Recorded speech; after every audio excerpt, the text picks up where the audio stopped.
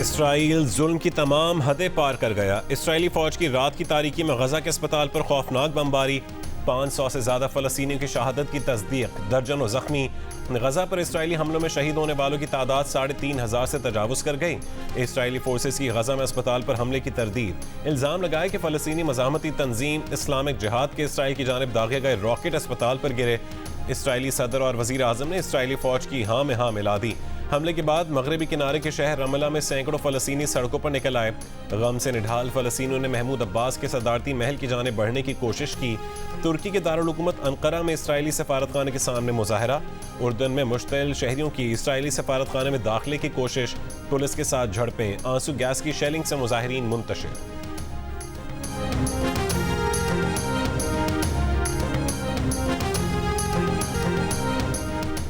Israel के जराइम जारी रहे तो दुनिया भर के मुसलमानों और मज़ाहमती क़ुव्वतों को कोई नहीं रोक सकता। ईरान के सुप्रीम लीडर आयतुल्लाह खामेनी ने वार्निंग दे दी।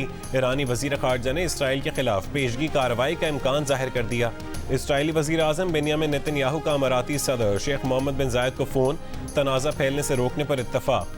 हमास हमलों के बाद इसराइली वज़ीर आज़म का किसी अरब रहनुमा से ये पहला राबता है। बरतानवी वज़ीर आज़म ऋषि सुनक का सऊदी वली अहद मोहम्मद बिन सलमान और कतर के अमीर तमीम बिन हमद अल सानी से टेलीफोन पर राबता। मशरिक़ वस्ता में अदम इस्तेहकाम के फैलाव से बचने पर इत्तफ़ाक़।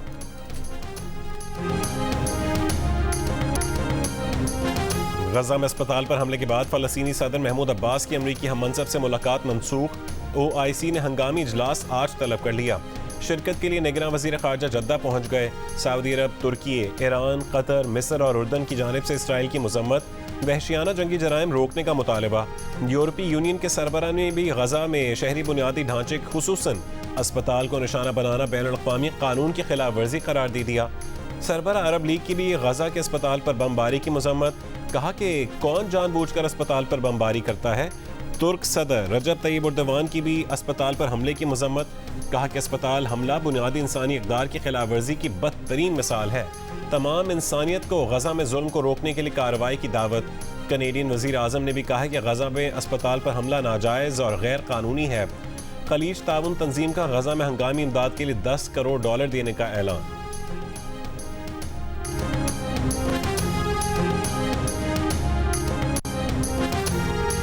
गजा में जो कुछ हुआ वो जालिमाना, वहशियाना और गैर इंसानी है।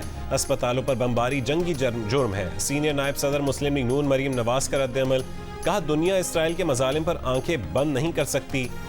पागलपन अब बंद और जिम्मेदारों का एहतसाब होना चाहिए। चेयरमैन पीपल्स पार्टी बिलावल भुट्टो जरदारी की गजा में अस्पताल पर इसराइली बमबारी की मजम्मत, कहा कि इसराइल ने अस्पताल पर हमला करके सफाकियत की तमाम हदों को बूर कर लिया। अस्पताल पर हमला पूरी इंसानियत के लिए शर्म का मकाम है। आलमी इदारे इसराइल की इंसानियत सोच पेशकदमी को रोकने के लिए किरदार अदा करें।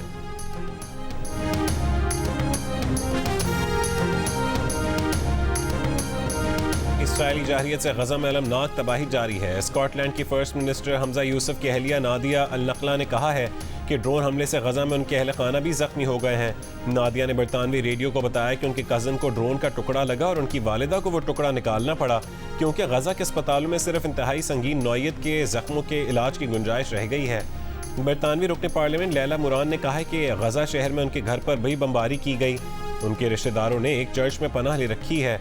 बरतानवी टीवी को इंटरव्यू में लैला मुरान का कहना था कि अब उनके पास खुराक, पानी और बिजली नहीं है।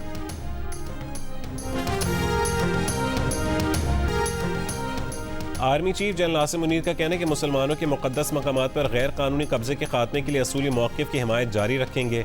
कोर कमांडर्स कॉन्फ्रेंस से खिताब में आर्मी चीफ ने कहा है कि फ़लस्तीनी अवाम को पाकिस्तानी कौम की मुकम्मल सिफारती, अखलाक़ी और सियासी हिमायत हासिल है। कराची के इलाके नेपियर में मुबैना पुलिस मुकाबले में 3 मुल्ज़िमान हलाक हो गए। मुकाबले के दौरान फायरिंग की जद में आकर एक शहरी भी जख्मी हुआ। पुलिस के मुताबिक मुल्ज़िमान ईदगाह के इलाके में शहरी से लूटमार करके फरार हो रहे थे। हलाक मुल्ज़िमान की शनाख्त नहीं हो सकी। डिफेंस फेज 7 में मुबैना पुलिस मुकाबला, एक जख्मी समेत 2 मुल्ज़िमान गिरफ्तार, पिस्तौल, मोबाइल फ़ोन, पर्स और मोटरसाइकिल बरामद।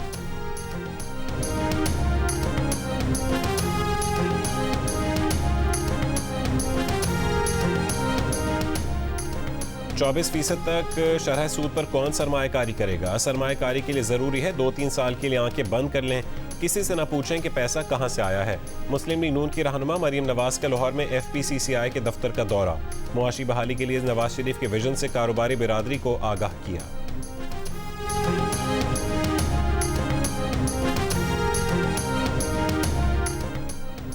PTI वफ्द के सदर आरिफ अलवी से मुलाकात।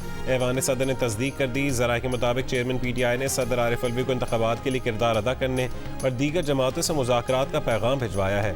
निगरान हुकूमत का भी पाकिस्तान तहरीक इंसाफ की क़यादत से राबता।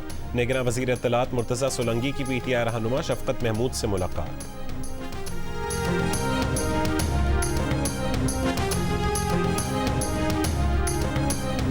निगरान वज़ीर आज़म अनवारुल हक काकड़ की बीजिंग में रूस के सदर व्लादिमीर पुतिन से मुलाकात।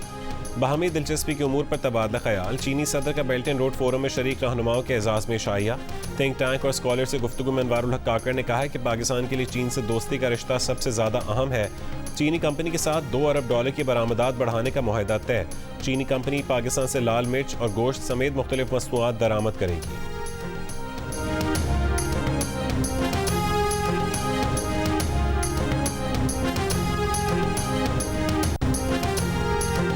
और वर्ल्ड कप 2023 का दूसरा बड़ा अपसेट। नीदरलैंड्स ने जनूबी अफ्रीका को 38 रन से शिकस्त दे दी। नीदरलैंड्स के बॉलर्स की शानदार नपीतुली बॉलिंग। 246 रन के हदफ के ताक़ुब में जनूबी अफ्रीका की पूरी टीम 207 रन पर ढेर हो गई।